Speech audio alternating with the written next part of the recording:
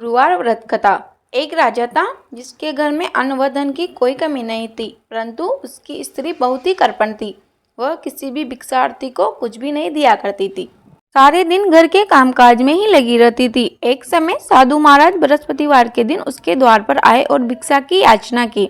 स्त्री उस समय घर का आंगन लीप रही थी। इस कारण साधु महाराज से कहने लगी कि महाराज, इस समय तो मैं लीप रही हूँ, आपको कुछ भी नहीं दे सकती, फिर किसी समय में आना। साधु महात्मा खाली हाथ चले गए। कुछ दिन बाद वह साधु महात्मा आए और उसी तरह भिक्षा मांगी। रानी उस समय लड़के को खाना खिला रही थी।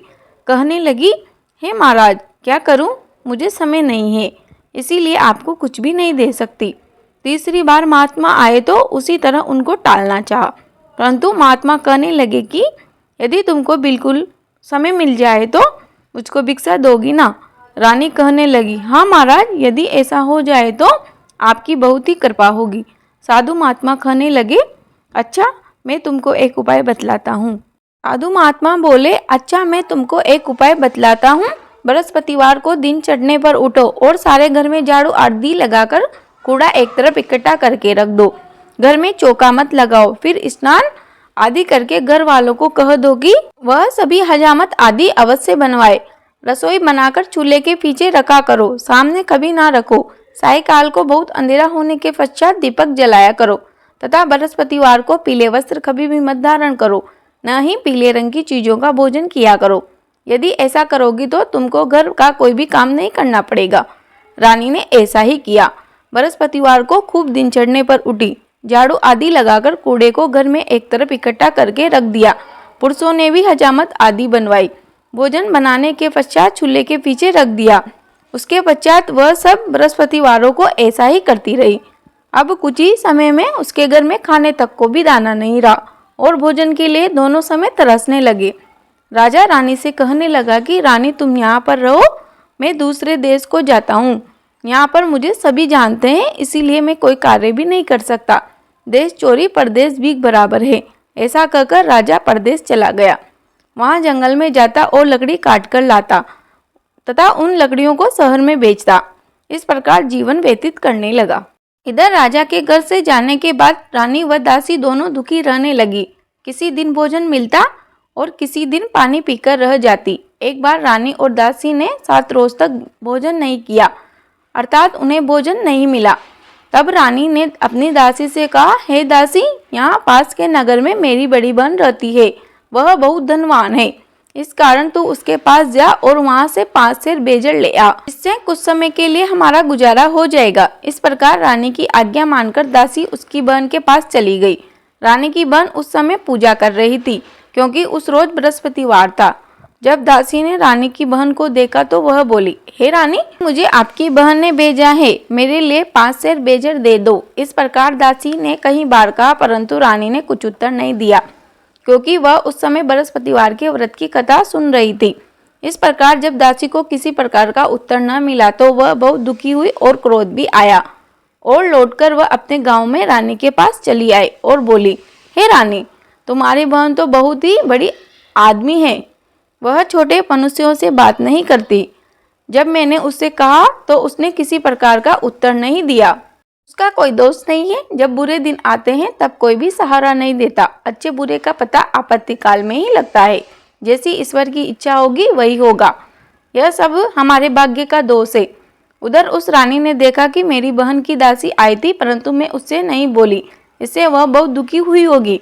यह सोचकर कहानी को सुन और विष्णु भगवान का पूजन समाप्त करके वह अपनी बहन के घर चल दी और जाकर अपनी बहन से कहने लगी, ए बहन, मैं बृहस्पतिवार का व्रत कर रही थी। तुम्हारी दासी गई थी, परंतु जब तक कथा पूरी नहीं होती तब तक नहीं उठते नहीं बोलते, इसीलिए मैं न बोली। कहो, तुम्हारी दासी क्यों गई थी? रानी बोली, बहन, हमारे अनाज नहीं था।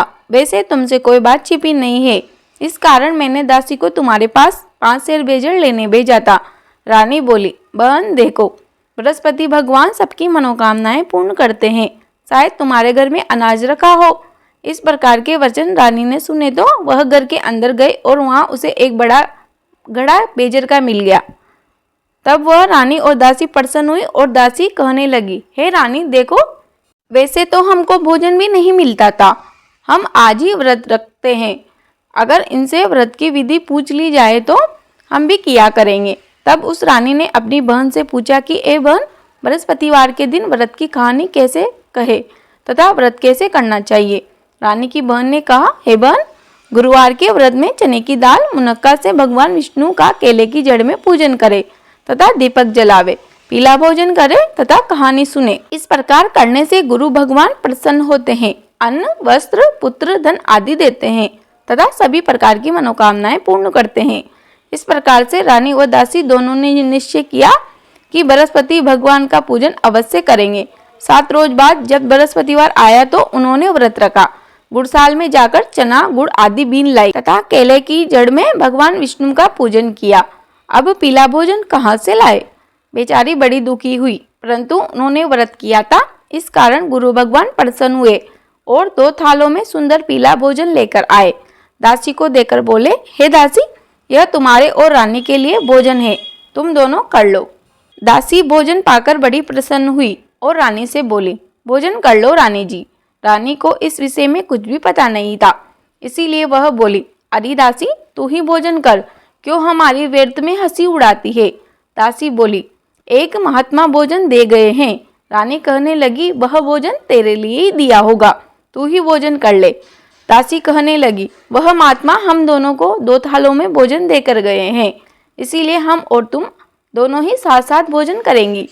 इस प्रकार रानी व दासी दोनों ने गुरु भगवान को नमस्कार करके भोजन प्रारंभ किया तथा वह प्रत्येक बृहस्पतिवार को गुरु भगवान का व्रत व विष्णु भगवान का पूजन करने लगी।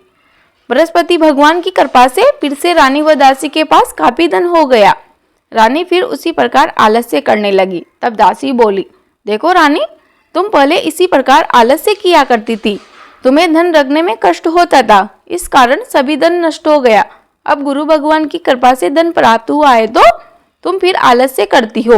बड़ी मुसीबतों के बाद यह धन प्राप्त हुआ है, इसीलिए हमें दान पुण्य आदि करवाना चाहिए, भूखे मनुष्यों को भोजन करवाना चाहिए, पशुओं के लिए प्याऊ बनवाना चाहिए, ब्राह्मणों को दान देना चाहिए, कुआं, तालाब, बावड़ी आदि का निर्माण करवाना चाहिए, मंदिर, पाठशाला बनवाकर दान दो, कुंवारी कन्याओं का विवाह करवाओ, धन को शुभ कार्य में खर्च करो, जिससे तुम्हारा यश फैलेगा तथा स्वर्ग प्राप्त होगा। रानी ने इस प्रकार कर्म करने आरंभ किए तथा उसका यश फैलने लगा। रानी व दासी विचारने लगी कि न जाने राजा किस प्रकार से होंगे, उनकी कोई खबर नहीं मिली। गुरु भगवान से उन्होंने प्रार्थना की। तब भगवान ने रात्रि में राजा को स्वप्न में कहा, ए राजा, उठ उठ, तेरी रानी तुझे याद करती है, अपने देश को चलो।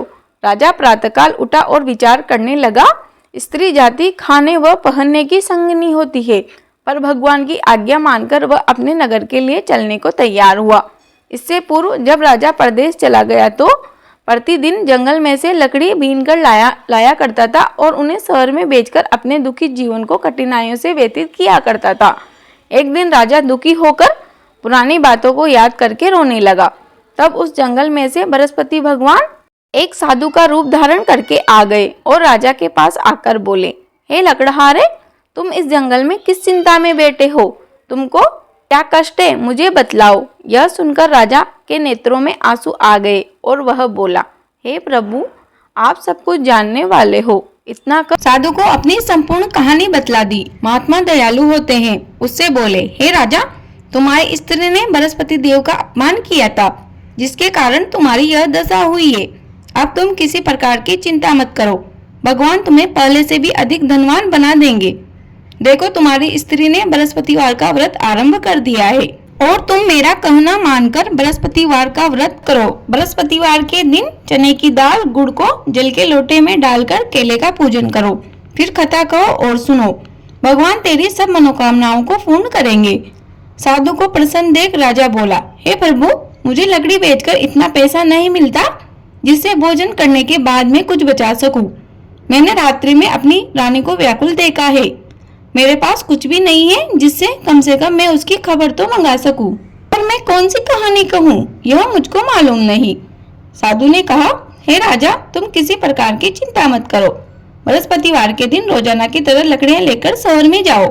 तुमको उस दिन रोज से 2 गुना धन प्राप्त होगा, जिससे तुम भली प्रकार भोजन कर लोगे और बृहस्पति देव की पूजा का सामान भी आ जाएगा। इतना कर साधु देवता वहां से अंतर्ध्यान हो गए। धीरे धीरे समय व्यतीत होने पर बृहस्पतिवार का दिन आया। राजा जंगल से लकड़ी काटकर शहर में बेचने गया। उसे उस दिन और दिन से अधिक पैसा मिला, जिससे राजा ने चना गुड़ आदि लाकर बृहस्पतिवार का व्रत किया। उस दिन से उसकी सब कठिनाइयां दूर होने लगी। परंतु जब दोबारा बृहस्पतिवार का दिन आया तो वह व्रत करना भूल गया। इस कारण बृहस्पति भगवान नाराज हो गए। उस दिन उस नगर के राजा ने एक विशाल यज्ञ का आयोजन किया था तथा शहर में यह घोषणा करा दी थी कि कोई भी मनुष्य अपने घर में भोजन न बनावे, समस्त जनता मेरे यहाँ भोजन करने आवे। इस आज्ञा को जो भी न मानेगा उसके लिए फांसी की सजा दी जाएगी। उस नगर की राजा की आज्ञा अनुसार शहर के सभी लोग भोजन करने के लिए गए, लेकिन लकड़हारा कुछ देर से पहुंचा। इसीलिए राजा उसको भोजन कराने अपने साथ अपने महल ले गए और वहां ले जाकर भोजन करा रहे थे तो रानी की दृष्टि उस खूंटी पर पड़ी जिस पर उसका हार लटका हुआ था। वह हार वहां पर ना दिखाई दिया। रानी ने निश्चय किया कि मेरा हार इसी ने चुरा लिया है। उसी समय सेना बुलाकर उसे जेल खाने में डलवा दिया। जब राजा जेल खाने में पड़ गया और दुखी होकर विचार करने लगा, किस पूर्व जन्म के कर्म से मेरे लिए इतना दुख प्राप्त हुआ है, और उसी साधु को याद करने लगा जो कि उसे जंगल में मिला था। उसी समय तत्काल बृहस्पति देव उसी साधु के रूप में प्रकट हो गए और उसकी दशा को देखकर कहने लगे, अरे मूर्ख, तूने बृहस्पति देवता की कथा नहीं की, इस कारण तेरे लिए दुख प्राप्त हुआ है। अब तू चिंता मत कर, बृहस्पति के दिन जेलखाने के दरवाजे पर 4 पैसे पड़े मिलेंगे, उससे तू बृहस्पतिवार का पूजन करना, तेरे सभी कष्ट दूर हो जाएंगे। बृहस्पतिवार के दिन उसे 4 पैसे मिले। राजा ने कथा की तो उसी रात्रि को बृहस्पति देव ने उस नगर के राजा के स्वप्न में कहा, हे राजा, तुमने जिस आदमी को जेल खाने में बंद कर दिया है वह निर्दोष है, उसे छोड़ देना। रानी का हार उसी खूंटी पर लटका हुआ है। अगर तू ऐसा नहीं करेगा तो मैं तेरे राज्य को नष्ट कर दूंगा। इस प्रकार के रात्रि को स्वप्न को देखकर राजा प्रातःकाल उठा और खूंटी पर हार देखकर लकड़हारे को बुलाकर क्षमा मांगी।